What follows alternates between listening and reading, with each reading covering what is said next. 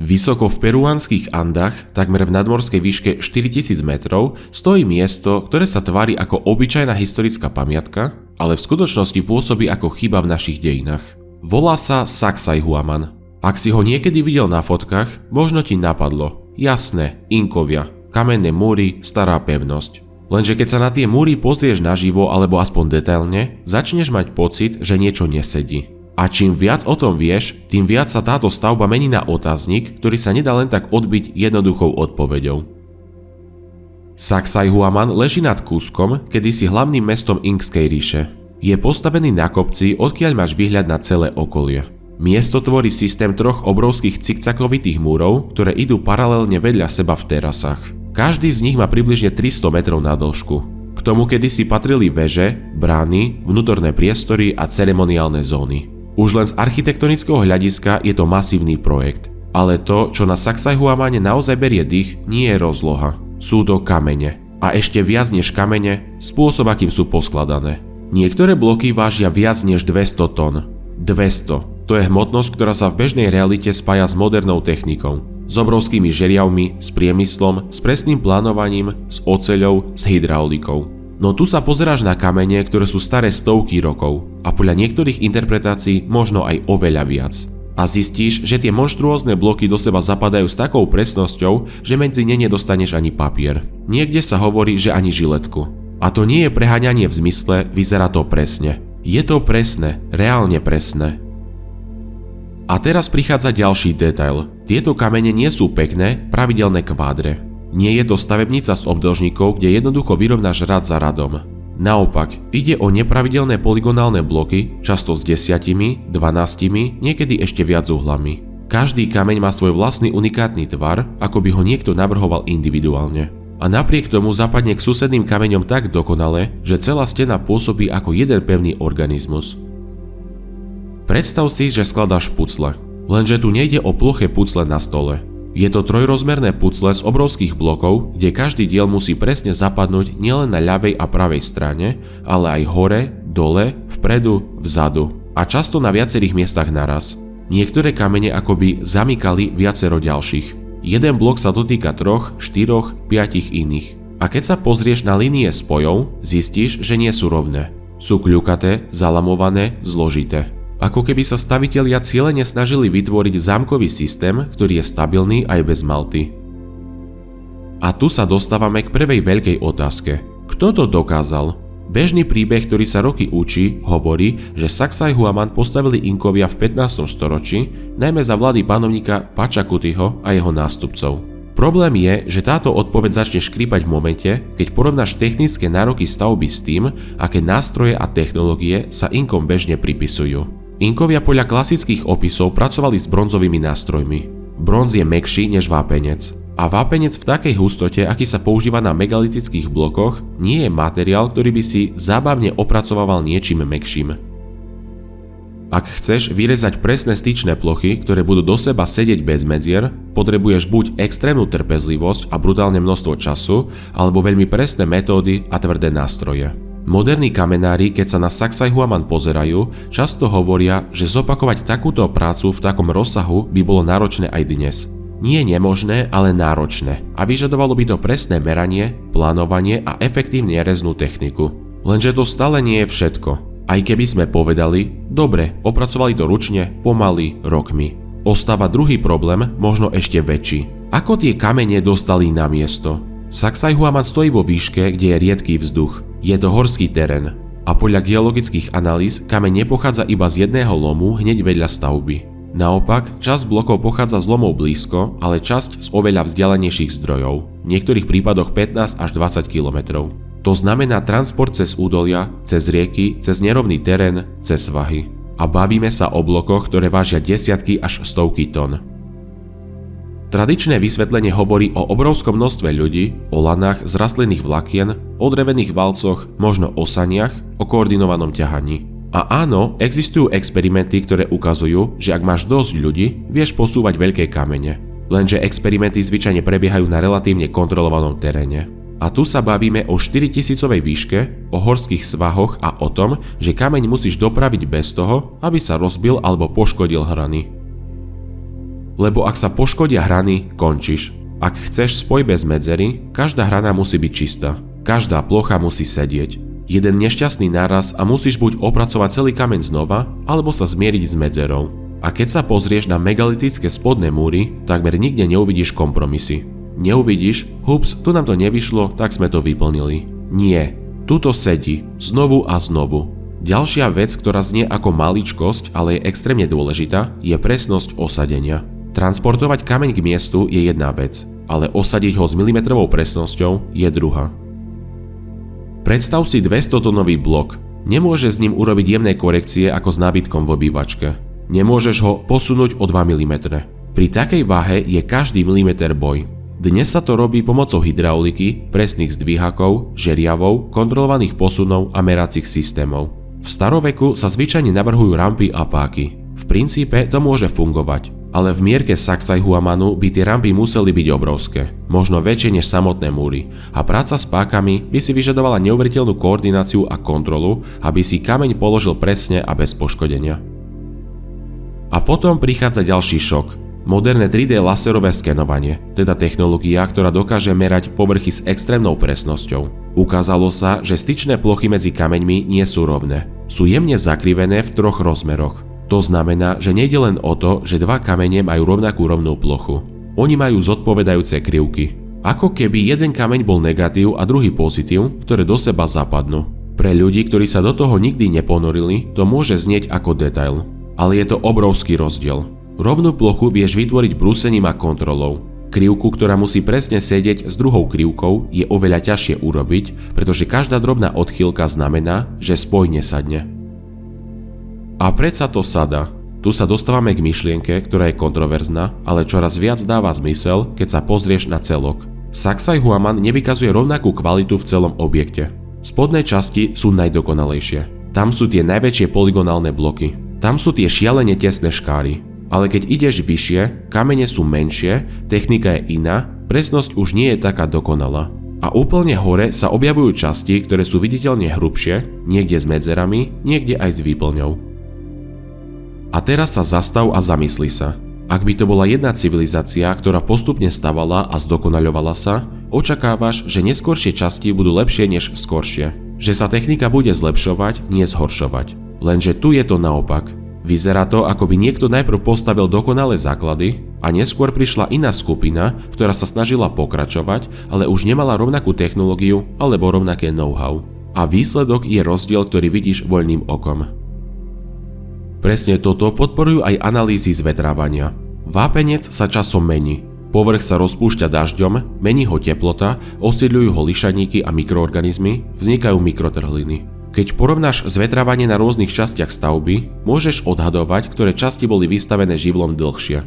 A práve tu sa ukazuje, že masívne spodné megalitické bloky môžu vykazovať znaky dlhšej expozície než horné časti, ktoré zodpovedajú zhruba obdobiu, odkedy miesto poznáme zo španielských záznamov. To neznamená, že máš v ruke definitívny dátum, ale znamená to, že je tu signál dvoch fáz. Staršia fáza megalitických základov a mladšia fáza nadstavieb. A tu prichádzajú na scénu španielské kroniky a ústne tradície. Keď Španieli prišli do Peru v 16. storočí, boli z týchto múrov šokovaní. Opisovali ich ako niečo, čo sa zdá nemožné. Písali o kameňoch tak obrovských, že človek neverí, že ich osadili ľudské ruky. Ale ešte zaujímavejšie je, čo zaznamenali o tom, čo hovorili samotní Inkovia. Podľa niektorých zápisov mali Inkovia tvrdiť, že tie najväčšie a najdokonalejšie múry nepostavili oni. Že ich postavili ľudia prvej doby, staršie národy, predkovia, ktorí tu boli pred nimi. Niekedy to pripisovali bohu Viracočovi a jeho služobníkom. A Inkovia vraj len pokračovali v tom, čo zdedili. V modernom myslení sa tieto veci často automaticky odsudzujú do kategórie mýty. Lebo keď ľudia nevedia vysvetliť pôvod niečoho veľkého, pripíšu to bohom. Lenže tu je problém. Keď sa pozrieš na fyzické dôkazy, rozdiel kvality, možné rozdiely vo zvetrávaní, extrémnu presnosť spodných blokov a fakt, že neskoršie časti sú slabšie, zrazu tie mýty začnú pôsobiť ako historická pamäť. Ako jednoduché vysvetlenie, ktoré sa odovzdávalo ústne. Toto tu bolo pred nami. A teraz príde ďalší dôležitý moment. Sacsayhuaman nie je jediný. Keď sa pozrieš na iné miesta v Peru, ako je Ollantaytambo, kamenné múry v Cusku alebo Machu Picchu, objavuje sa podobný vzorec. Najdokonalejšie megalitické práce často nájdeš v základoch, v nosných častiach, v jadre. A neskôršie stavby okolo toho môžu byť menšie, menej presné, jednoduchšie. Nie všade to uvidíš rovnako, ale motív sa opakuje dosť často na to, aby to prestalo vyzerať ako náhoda. To vytvára dilemu. Buď Inkovia ovládli megalitickú technológiu úplne na začiatku svojej ríše a potom ju v priebehu krátkeho času stratili, čo nedáva veľmi zmysel, lebo technologické zručnosti sa zvyčajne nestratia len tak, ak spoločnosť funguje a odovzdáva ich ďalej. Alebo tú technológiu nikdy plne neovládli a stavby zdedili.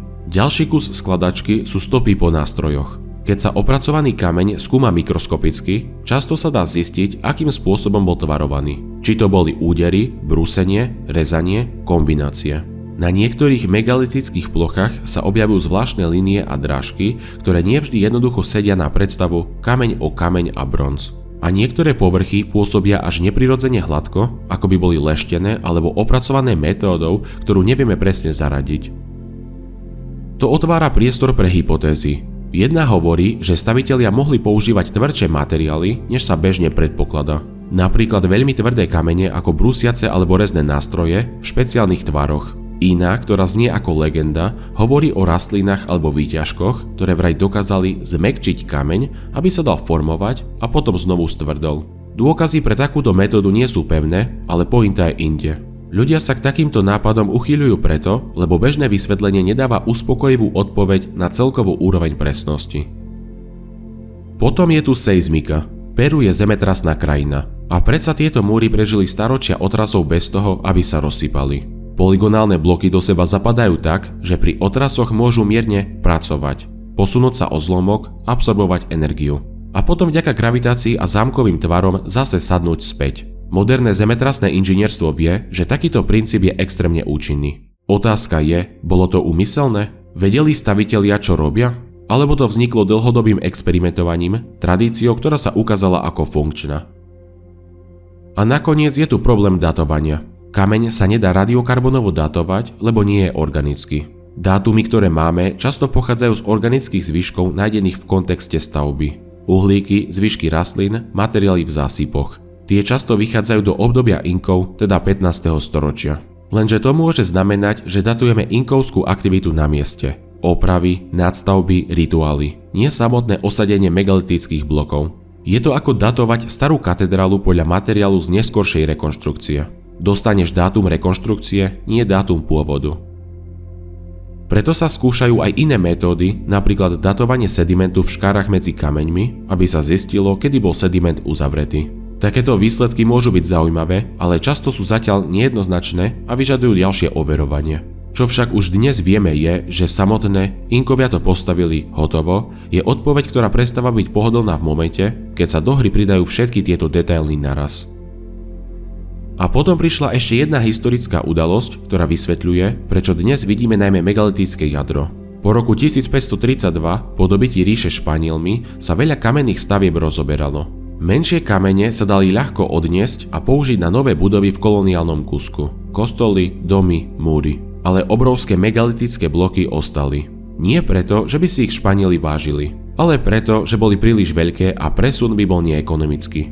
A tak nám dejiny paradoxne nechali to najzáhadnejšie. Kamene, ktoré sa nedali rozobrať.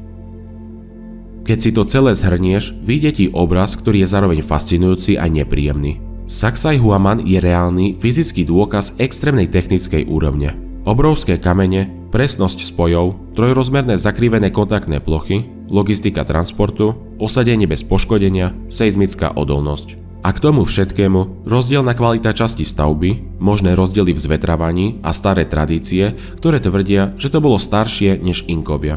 Ak by to bola len jedna lokalita, dalo by sa to odbiť ako výnimka. Lenže keď podobné prvky vidíš aj inde v Peru, začína to pripomínať stopu širšej tradície. A potom prichádza tá najťažšia otázka. Ak to nepostavili Inkovia, kto to postavil?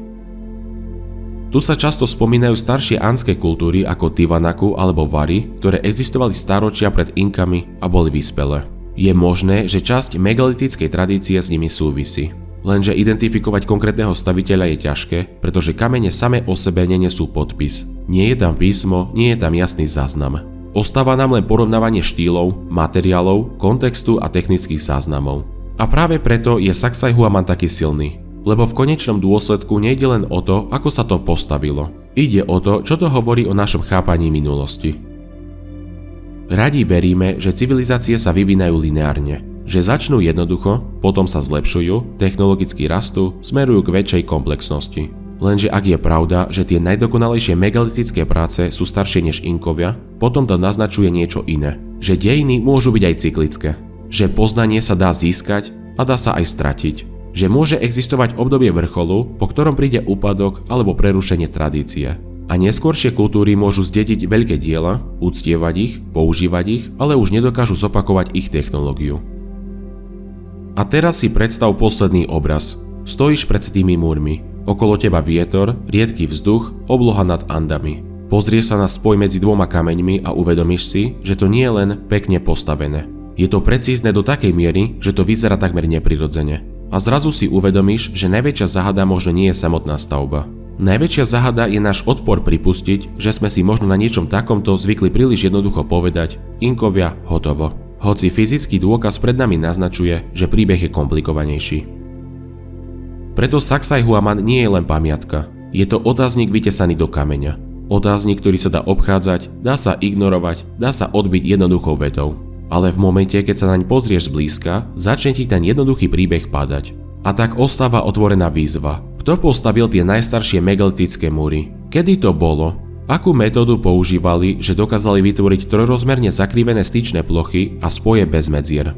Ako dokázali dopraviť a osadiť 200-tonové bloky v horskom teréne? A prečo neskoršie vrstvy vyzerajú, ako by už len napodobňovali niečo, čo bolo nad ich možnosti?